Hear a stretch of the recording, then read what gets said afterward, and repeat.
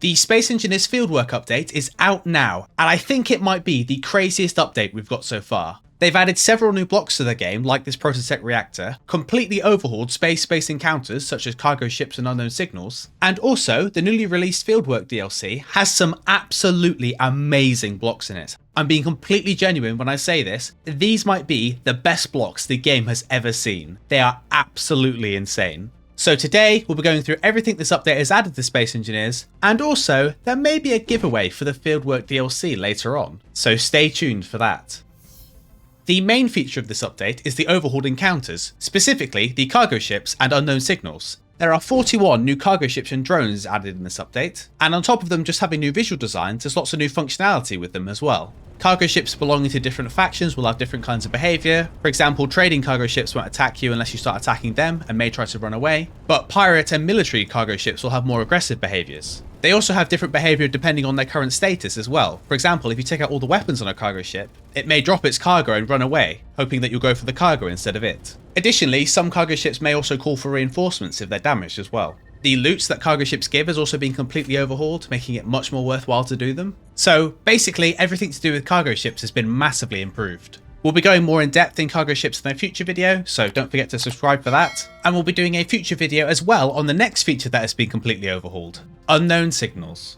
They have also been completely overhauled. There is now 40 new unknown signal types. And again, not only visually have they changed, they've also got improved loot and they've got much better rewards than before. And as before, you can press the button and you can get a skin after you use it. The strong unknown signals have also been overhauled as well, and they give substantially better loot, but they're only enabled in multiplayer when more than 2 people are on the server. So the idea is that they give better loot, but also other players will be competing for that loot as well. And also, these have a much higher drop rate of rare skins as well, which means whether he likes it or not, Striker will be joining me in multiplayer soon, as I need them. You don't understand, I need the skins. To coincide with these changes, they've also announced an event that is going on until the 30th of May, and this event is called the Great Skin Hunt, and they've increased the drop rate for all skins. Now exactly how the drop rate of the skins is increased is yet to be seen. It's definitely something I'll be investigating in the future. As I said, I need them, you don't understand. But if there's any skins for Space Engineers you really want, this event is going until May the 30th, so get out there, find global encounters, and get absolutely disappointed when you get another Badger Welder. A new endgame Prototech block has been added to the game, which is this, the Prototech fusion reactor. Unlike the other reactors in the game, this uses hydrogen as its fuel instead of uranium. If you come over to the control panel, you can see that it has a maximum output of 400 megawatts, and if you compare this to the hydrogen engine, this has a max output of 5 megawatts. Now, according to people on my Discord, the Prototech fusion reactor uses twice the amount of hydrogen than the engine does, but it generates 80 times the amount of electricity, so it's roughly 40 times more efficient than the engine is. And if we go to the normal reactor, we can see that this only outputs 300 megawatts of energy. So it's just straight up better than the reactor in terms of output, and also has a much easier to obtain fuel. A new small grid oxygen tank has been added to the game, and you can see this one is only 2 blocks in size, which will make it much easier to place on your small ships, but it's worth keeping in mind that this one only has a 3,000 litre storage of oxygen, whereas the normal small grid oxygen tank has over 16 times the storage of that, being able to hold 50,000 litres of oxygen. On a lot of small ships, you don't necessarily need that much oxygen storage though, so this new oxygen tank is a very welcome addition. As you can see here, the projector model has been changed to have the left and the right indicators on it, and also it has a control panel on the center of it, which I cannot tell you how useful this is going to be. So many times I place a projector and then just place a control panel straight on top of it. Having it directly on the block is going to be so useful. It isn't just a visual change that the projector has received though, it has also received a couple of extremely useful features. If I go to my projector terminal here and scroll down, you can see new options for mark missing blocks and mark unfinished blocks. So if I grind this drill off here, and then I'm going to partially grind down this one here so it's not finished, and then go up to my projector and then add in my blueprint, you can see that I've got my partially welded drill here, and then my completely unfinished drill here. Now if I go back and enable my mark missing blocks and mark unfinished blocks options, you can see that I have a marker on my unfinished block and also on my missing block. It cannot be overstated how useful of a feature this is going to be, as it's going to make printing ships or any other kind of blueprint building so much better. You'll no longer have to search through your ship looking for where the unwelded blocks are. It just tells you. That's so good. Keen, if you're listening, I would love Projector to Assembler next as well. Please and thank you. They've added a large grid version of the small connector, as previously, whilst they added the small connector to small grids, there wasn't really a way to connect them to large grid, making them useless in a lot of cases. As you can see here, my small connector is not connecting to a large connector, but if I fly over to my small connector and then line myself up, you can see it immediately tries to connect, and then we're there, and I did not press P then, no. Again, another fantastic quality of life addition to the game. A new block has been added with 3 different variants that you can see here, called the refill station. And the refill station allows anyone, regardless of faction, to refill their energy, hydrogen and oxygen from it. The idea being that if you need to work cooperatively with another faction, you can have one of these down so they can refill their hydrogen, oxygen and energy on your ship. And I'm sure in the future they'll use these for encounters and stuff, where as you move through the encounter, you'll be able to refill your energy and oxygen as you go. And also, this looks interesting. Next, we're going to move on to the quality of life improvements that have come in this update, and trust me, there is a lot of amazing quality of life improvements. But don't forget, later in the video, we're going to look at these blocks, and these blocks are amazing. You don't want to miss that. And also the giveaway.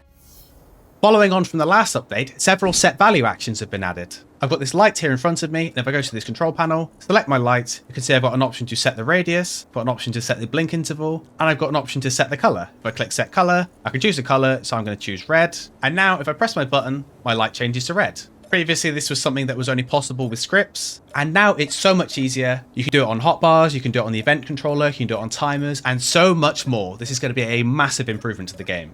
There's also new options for wheels as well. You can see that there is a set propulsion override and set a steer override. So if I come to set propulsion override and I set this to 1, and that's only going to set it to 1%. But now if I press 1 on my hotbar, maybe 1 was a bit low. What if we do 100? 100%. There you go. Now we spin on the spot because my wheels aren't all facing the same direction. But you get the principle. And then again, I've got my steer override, and you can see that all my wheels that have steering enabled have now turned. And now this rover can automatically drive away into oblivion. And I'm sure some people are going to figure out how to use that to make automated rovers as well.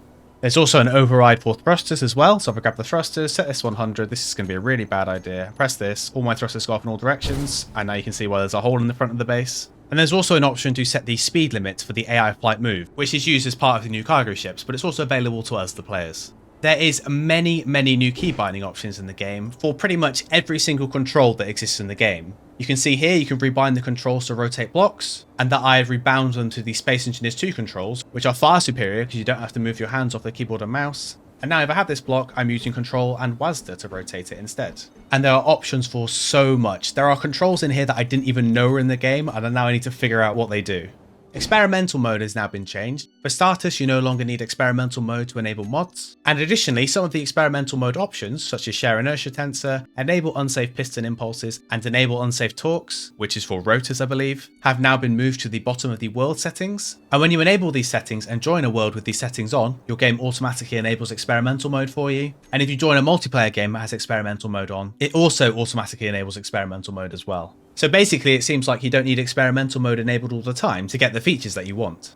You can now select multiple GPS and make changes to them. So say I wanted to make all of these GPSs red, I can do that in like 2 seconds flat. If I wanted to make these 2 always visible on my HUD and then turn these 2 off, I can quite easily do that. So you can see I've got 03 and 04 over there, and 01 and 2 are over here, and they're not enabled. So if I enable them now, you can see that they're there now, along with all the other cluttered mess on my screen. And also, more importantly, you can also mass delete GPS as well, rather than having to click each one and delete it. Oh, the pain. There is now a new option at the bottom of the terminals for drills for terrain clearing mode, which forces the drill to clear terrain when toggled on. So there's 2 different ways the drill works in Space Engineers. You have the normal click, where it does a little hole, and you can see that my drills have picked up ice. But if I right click, it drills a much bigger hole, and you can see no ice. So this setting doesn't affect the manual control, it only affects when I toggle it on. You can see that I've got the drills toggled on and I'm just clearing the terrain in front of me. And it's also worth noting that because it's an option in the control panel, you can also add it to the toolbar and things like the event controller and sensors and timer blocks and stuff like that. So I'm sure people are going to use this to automatically clear areas or drill tunnels and stuff like that. If you go to the entity list, there is now a search bar in here. So say I wanted to find out where my Zero miner is, because I know I've got one somewhere. I search my name, click it, and bam, look, it's in pieces on the floor here. Say I wanted to find the Factorum base, I click here, I can find the drone, and you can see he's hiding in this little hole here. This can be quite useful in single player, but in multiplayer, it's going to be a game changer. It's going to make finding things so much easier. There's also, if you open up the spawn menu, there's also a search bar at the top here, which means if I say I wanted to get some ice, wanted to spawn 1,000, there you go, that's simple. Whereas previously you just have to scroll through this list and you'd be like, ice begins with I. Oh, there it is. I've spent an embarrassingly long amount of time in this menu looking for things, so this will be very helpful.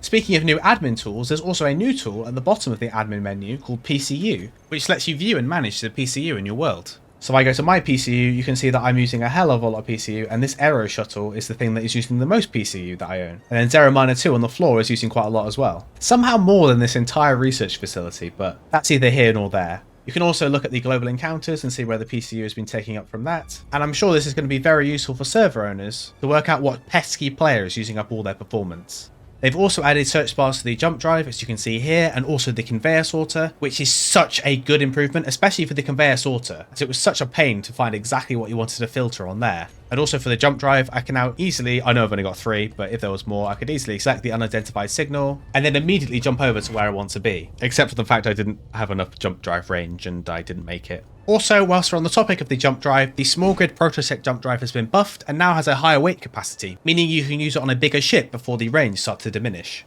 The event controller action UI has been updated to clearly show that the first slot is true and the second slot is false, which previously wasn't very clear when you use it, it was just 2 boxes, but now it's clearly labelled at the bottom. And there's also so many other changes. Economy stations have been tweaked. The loading screens have been updated to include trailers from the recent updates. There has been a record-breaking number of bug fixes in this update, and so much more. So I will link the full changelog in the description below. But we are not done. There is still so much more to cover. Let's take a look at the amazing new lab blocks.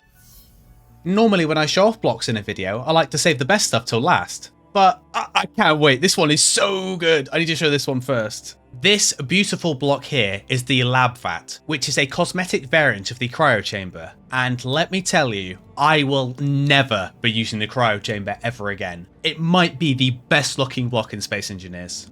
There's 3 different animations of when you're in the cryotube. So if you have a bunch of these lined up next to each other in multiplayer, each person will have a different pose inside. It's kind of like a Bacta tank from Star Wars. It's just so good. And also, there appears to be some sort of liquid inside this container that bubbles are flowing up from. Does that mean they've added water to Space Engineers for a 3rd time?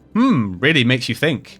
These 3 blocks here are called lab experiments, and they are a series of cosmetic blocks designed to show off you doing science in your base. This one here has 4 tubes on it with liquid going up and down, and I would kind of imagine this is supposed to be some sort of specimen storage. This one here is a larger tank of water, and it's just a single tank, and it also has a light in it. And because of that, it also works with the set action, where you can change the colour of the light to different things. I'm not going to lie, this thing with the red light on looks absolutely beautiful. And then finally, we have this experiment block here, with this energy beam going through the middle of it, and also this spinning section on the bottom. And it's a well-known fact that I love spinning things, so this is a 10 out of 10 block. And you can see examples during the trailers where they have these blocks in the scene, and they just look so good for adding the extra detail to your base. A series of new lab desk blocks has been added to the game. There is the lab cabinet, which has lots of different storage access on it. The chairless lab desk, which has some vials and a centrifuge on it. There is the regular lab desk with a chair on it. And this is a visual example of me working my normal 9 to 5 job. There is the corner lab desk with a microscope and then whatever this black thing is over here. There is the microscope lab desk, which I can only presume is a larger microscope on the left. And then there is the lab sink, which has a large grid version of the sink block in it. To go with the lab desks, there is also the lab freezer, which very importantly has opening doors on it. And like spinning things, my favorite blocks are the blocks that have interactive elements like this on it. And it also has storage on it over here. There are 2 variants of the lab door block, depending on which way you want the glass to go. As you can see, the glass is blacked out on this side for this one, but then it's blacked out on this side for this one. I have to say, these are very pretty internal doors. A lot of the internal doors we have take up a lot of space, and these 2 are very low form factor. For owners of the Contact Pack, there are additional bridge blocks in this update to fill in the gaps that were previously missing. So if there was a bridge block that you needed that you didn't have, I would imagine the version you need is now in the game. There is a new cosmetic variant for the small hydrogen tank for large grid. And as always, it looks much nicer than its previous counterpart over here, but it's worth noting that this has a connector on both ends, whereas the new lab version only has a connector on one end, it instead being moved to the bottom of the block instead, so it is slightly different connection methods. There is a cosmetic variant of the hydrogen tank for small grid called the lab hydrogen tank, which you can see here. And unlike the previous hydrogen tank, this is just a visual upgrade. There is no difference in functionality. Although now that I look at them side by side, I actually didn't realize how nice the small grid hydrogen tank looked. This one's still better, don't get me wrong, but this isn't half bad itself. It's just the large grid one that I think looks quite plain. And there's also a cosmetic variant of the large grid oxygen tank, which you can see here with the 2 orbs. And like the large grid lab hydrogen tank, it has slightly different connections to its base game counterpart. The base game oxygen tank has connectors on the side, whereas the new oxygen tank only has connectors on the bottom instead. So you'll need to put it in a slightly different configuration.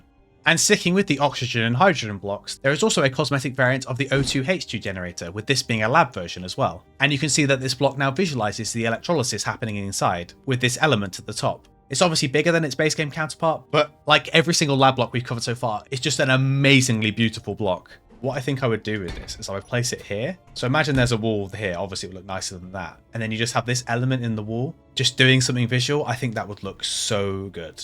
There's a set of 7 cosmetic pipe blocks in the Fieldwork Pack. So there's ones to end, ones to bend, ones to go straight, ones to go up, little corner ones, and then there's one with a valve on, and then there's another one with a valve on, but this one is fully enclosed, so you can use it as more of a junction or just some regular wall decoration.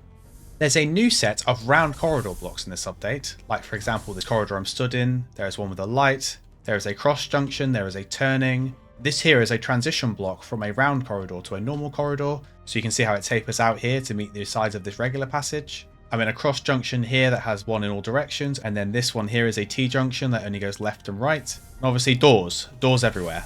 I think I'm going to try and build a ship with these, which I very rarely do, as these round corridors look absolutely amazing.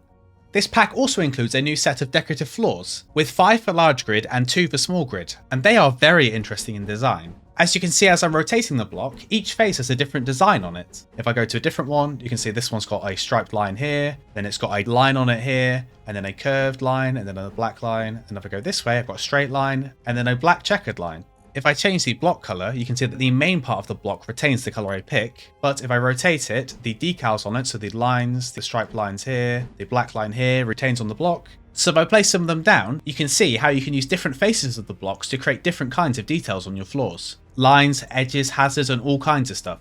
What's interesting though is that one of the blocks is a large floor block that is 3x3 in size, and its only detail is on the corners here, with the other side being completely blank.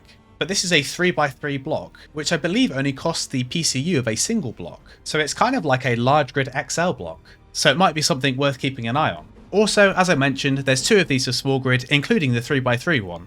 This pack also includes 2 new blocks called the Cargo Access Terminal, which are effectively a cosmetic cargo container designed to be a prettier way than accessing your inventories, rather than just having the conveyor face like over here. Instead, you get this nice chute, you can open it up, you can imagine with this little shelf here that things come out on the shelf. It's just a prettier version of this. And it even has the same cargo capacity. You can see this says 46, and this says 46. I'm going to imagine this is half, just below half. And the final block in this pack is this block here, which is called the Exhaust Cap, which is a cosmetic version of the exhaust block that is designed to fill the space of a conveyor cap. So if I go to its terminal here, I can set it to do fire, and I'm going to immediately be engulfed in flames. So you could have it on the end of a pipe to make it look like the pipe is burning off something, or if you just want a smaller profile alternative to the exhaust block. So that's all the blocks in the Fieldwork Pack, but there's 2 more things to go through. First of all, giveaway, and second of all, what's coming next? So, with the Fieldwork update releasing, it was announced that the next update would be a survival update, and the update would focus on environmental hazards, food, and farming. That's right, food is coming to the next update for Space Engineers. Mind blown. So we'll be discussing all of that in a future video, so don't forget to like this video and subscribe to this channel if you want to see that. And also, the giveaway, I didn't forget this time. If you want to win a copy of the Fieldwork Pack DLC, you have to comment below something very, very simple. Cable.